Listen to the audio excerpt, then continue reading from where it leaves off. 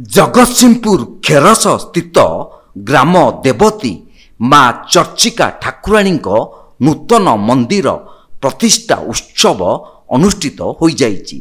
चर्चिका उन्नयन कमिटी पक्षरु आयोजित एही कार्यक्रम 5 दिन धरी आरंभ होइथिबा बेले आज श्री पंचमी रे यज्ञर पूर्णाहुति करा जाइछि।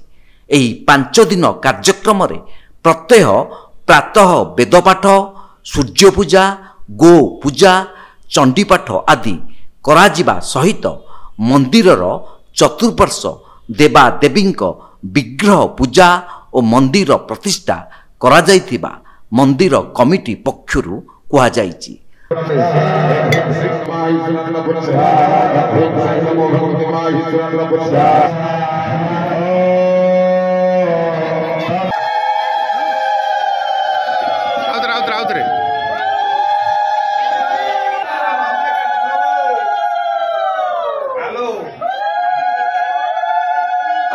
आज 28 रु आरंभ होमर पूजा आज लास्ट शेष दिन आज पूर्णाहुति रे मु समस्त सहयोग कामना करमर आज पूर्णाहुति समस्त सहयोग कर कार्यटा सफल करंतु। माँ बहु अक्लांत परिश्रम रे मंदिर तैयारी आज ये जो मंदिर प्रतिष्ठा उत्सव शेष दिन एथिरे माँ मंदिर आगमन आज कराई यज्ञ काम चली।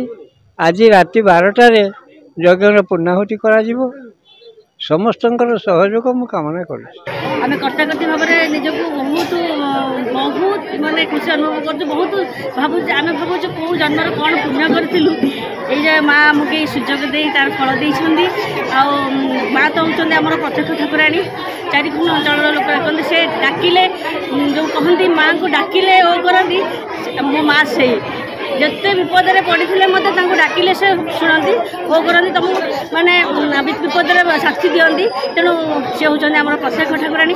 जगतसिंहपुर रीता साहू को रिपोर्ट तीर्थक्षेत्र लाइव।